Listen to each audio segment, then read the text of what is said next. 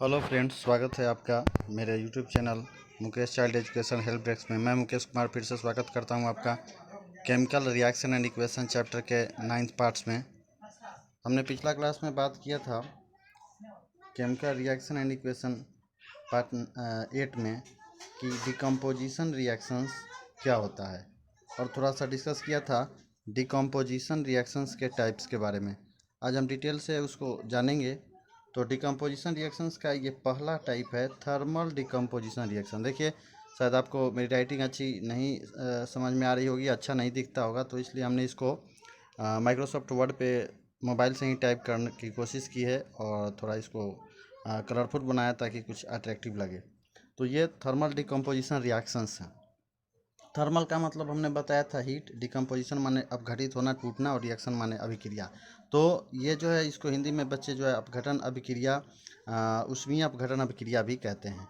तो एक्चुअली में इसे कैसे डिफाइन किया जाए तो देखिए, the chemical reaction in which heat is supplied to operate the reaction. क्या हमने कहा कि द केमिकल रिएक्शन, है ना, the chemical reaction in which heat is supplied to operate the reaction is called thermal decomposition reaction. और इसका example भी हमने दिया था। कहने का मतलब कि वैसा रासायनिक अभिक्रिया जिसमें रिएक्शंस को चलाने के लिए, रिएक्शंस को कंटिन्यू करने के लिए हीट की रिक्वायरमेंट होती है। किसकी रिक्वायरमेंट होती है? हीट की रिक्वायरमेंट होती है। उसको बोलते हैं थर्मल डिकम्पोजिशन रिएक्शंस।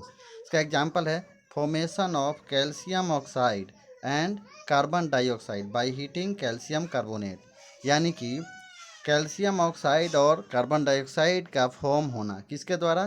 तो कैल्शियम कार्बोनेट को हीट करने के बाद।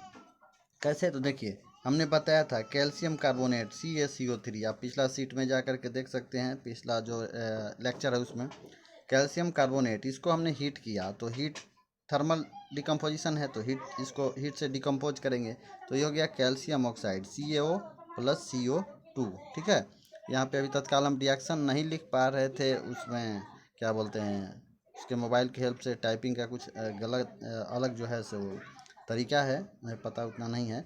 जैसे इसमें CO3 लिखते तो 3 ऊपर चल जाता, आपको समझ में नहीं आता, तो इसके लिए भी कोई ना कोई जो है हम खोज लेंगे रास्ता। ठीक है, तो ये कैल्शियम कार्बोनेट का हीट के प्रेजेंस में किस में टूटना? कैल्शियम ऑक्साइड और CO2 में टूटना।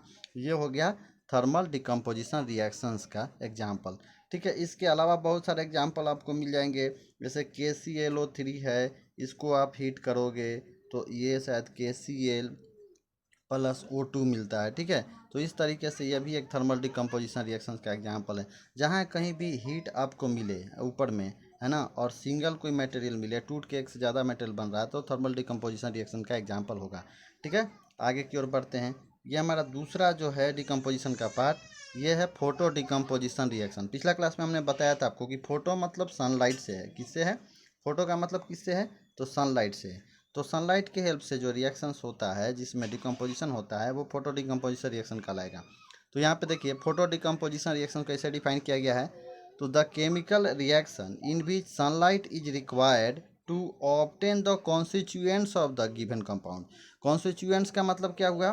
तो जो कंपाउंड, जैसे कोई भी कंपाउंड किसी न किसी मटेरियल से बनता है, तो ये कह रहा है the chemical reaction in which sunlight is required to obtain the constituent of given compound is called photo decomposition reaction.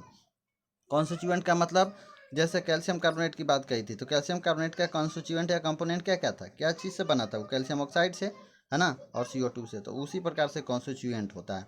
Constituent का मतलब है जिससे जो कंपाउंड बना है, तो वो कंपाउंड जब भी फोटो डिकम्पोजिशन होगा तो अपने कंपोनेंट में टूट जाएगा।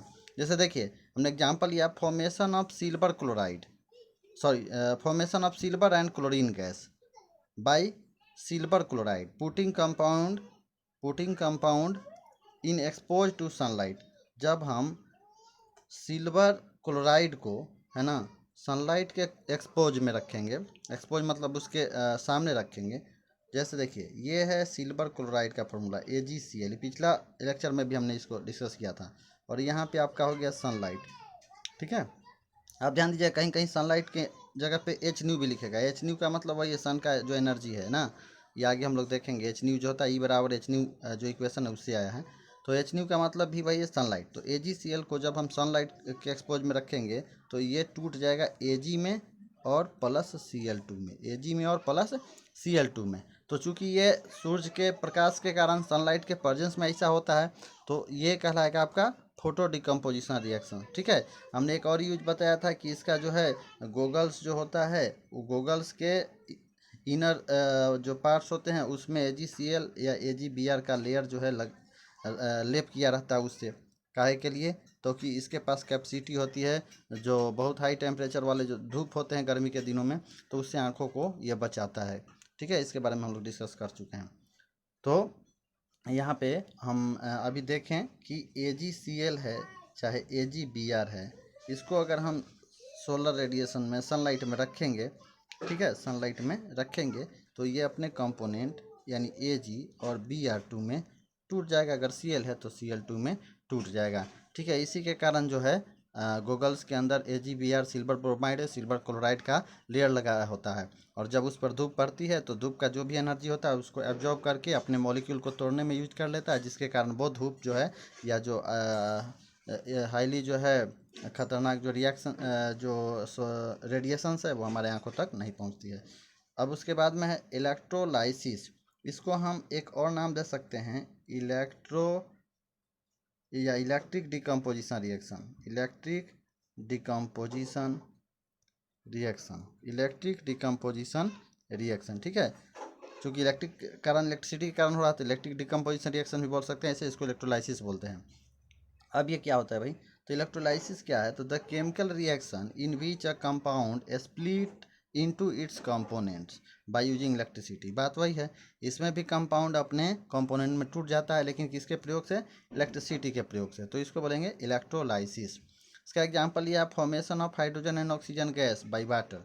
ठीक है, पिछला लेक्चर में हमने इसके बात कही थी कि जब हम वाटर को है ना इलेक्ट्रिक करंट पास करवाएंगे, थोड़ा सा H प्लस यहाँ पे लिखा है, थोड़ा सा एसिड की मात्रा मिलाएंगे क्योंकि वाटर की कंडक्टिविटी कम होती है। हमने बताया था पिछला क्लास में कि थोड़ा सा वाटर में क्या मिलाएंगे? एसिड की मात्रा मिलाएंगे, इसलिए कहीं कहीं पे आपको वाटर के साथ में H प्लस या एरो पर H प्लस मिलेगा, और इलेक्ट्रिक करंट पास करेंगे तो ये टूट जाएगा अपने कंपोनेंट में H2 और O2 में। ठीक है, इसके अलावा हमने एक और बात कही थी कि जब ये रिएक्शंस होगा तो उसमें हाइड्रोजन और ऑक्सीजन गैस जो दो अलग अलग मतलब इलेक्ट्रोड पे फॉर्म होंगे तो उसका जो रेशियो का वॉल्यूम का 2:1 होगा। आपको इसका फार्मूला याद रखना है H2O। तो H2O में हाइड्रोजन 2 और ऑक्सीजन 1 यूनिट है, तो इसका वॉल्यूम का रेशियो 2:1 होगा। चलिए थोड़ा सा बात कर लेते हैं। देखिए ध्यान से, यहाँ पे कोशिश करेंगे इलेक्ट्रोलाइसिस का पूरा कंप्लीट वीडियो लाने का थोड़ा सा कोशिश करते हैं। जिस बर्तन में हम जो है इलेक्ट्रोलाइसिस करवाते हैं उस बर्तन को बोला जाता है वोल्टामीटर। उस वेसल्स को क्या बोला जाता है?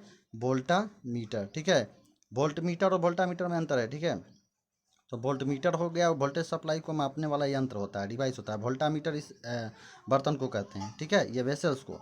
अब इसमें क्या करते हैं, दो मेटालिक या कार्बन रड डालते हैं, और ये रड ऐसा होना चाहिए कि पेंदी में छिद्र करके ये बैठाया जाए, पूरा जो है इसको बैठा दिया गया, और इसके नीचे से वायर निकाल देते हैं, और एक वायर को पॉजिटिव से दूसरे को नेगेटिव से जोड़ देते हैं। ये नेगेटिव हो गया, ये पॉजिटिव हो गया। ठीक है, और ये जो रड हो गए इसको हम इलेक्ट्रोड बोलते हैं। क्या बोलते हैं? इलेक्ट्रोड बोलते हैं। जो rod negative terminal of battery से जुड़ा होता है उसको हम बोलते हैं कैथोड। क्या बोलते हैं? Cathode electrode. और जो पॉजिटिव से जुड़ा होता है उसको बोलते हैं एनोड इलेक्ट्रोड। अब इसी में वाटर डाला जाता है। वाटर इतना डाला जाता है कि इसमें इन्वर्टेड करके जो टेस्ट ट्यूब डाला जाए तो वो टेस्ट ट्यूब का कुछ हिस्सा पहले से खाली रहे। ठीक है, इतना खाली है मान लीजिए। जब इसमें वोल्टेज सप्लाई देते हैं, करंट फ्लो होता है, तो कुछ समय के बाद देखा क्या जाता है कि जितना हिस्सा खाली था उससे कहीं ज़्यादा हिस्सा अब खाली हो गया। इसका मतलब वाटर टूट करके गैस में परिवर्तित हो गया। मान लीजिए बाद में हमें यहाँ पे मिला कि इतना जगह जो है अभी ऊपर में, ऊपर वाला ये पोर्शन जो है ये खाली है। ठीक है, यहाँ पे इतना खाली है, और यहाँ मिला कि हमें जो है इतना इतना खाली है। ठीक है, तो इस कंडीशंस में हमें ध्यान योग्य देने योग्य बात क्या है, ये उल्टा हो गया भाई। ये प्लस वाला है ना, तो प्लस वाले पे तो हाइड्रोजन जमा हो ऑक्सीजन जमा होगा, तो इसका आधा खाली रहेगा। अगर ये जो है आपका, ये मान लीजिए इतना है, ये इतना खाली रहेगा, लगभग मान लो कि दुगना है। ठीक है, तो दुगना खाली रहेगा कौन वाला पोर्शन? और तो जहाँ पे हाइड्रोजन का फॉर्मेशन होगा। हाइड्रोजन का फॉर्मेशन क्या होगा, निगेटिव इलेक्ट्रोड पर, कैथोड पे। तो इस पर हाइड्रोजन का फॉर्मेशन होगा, तो इसका इतना भाग खाली रहेगा, ठीक है, मतलब आधा से ज़्यादा भाग, इससे दुगना। ये 2 है और ये 1 यूनिट है ना। जो ये गैस वाला पोर्शन जो दर्शा रहा है उसको हमने बंद कर दिया, ये गैस का पोर्शन है। 2 यूनिट गैस भरा है, इसमें 1 यूनिट भरा है। तो पॉजिटिव पर हमेशा याद रखिएगा कि ऑक्सीजन का फॉर्मेशन होगा और नेगेटिव पे कैथोड का फॉर्मेशन होगा, ठीक है। हाइड्रोजन जो है नेगेटिव पे बनेगा और ऑक्सीजन जो है पॉजिटिव पे बनेगा, ठीक है। आप इसको ऐसे भी याद कर सकते हो कि हाइड्रोजन पॉजिटिवली चार्ज होता है तो वो नेगेटिव पर जमा होगा, और ऑक्सीजन नेगेटिवली चार्ज होता है तो वो पॉजिटिव पे जमा होगा, ठीक है। तो इलेक्ट्रोलाइसिस का आगे भी जो है कंडीशंस है, मेटल नॉन मेटल में हम लोग देखेंगे।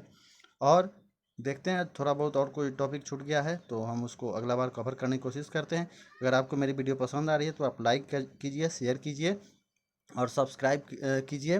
बेल आइकन को दबाना ना भूलिए ताकि जो भी नया वीडियो बने उसका नोटिफिकेशन आपके पास चल जाए। तो थैंक यू, मिलते हैं फिर नेक्स्ट वीडियो में। धन्यवाद।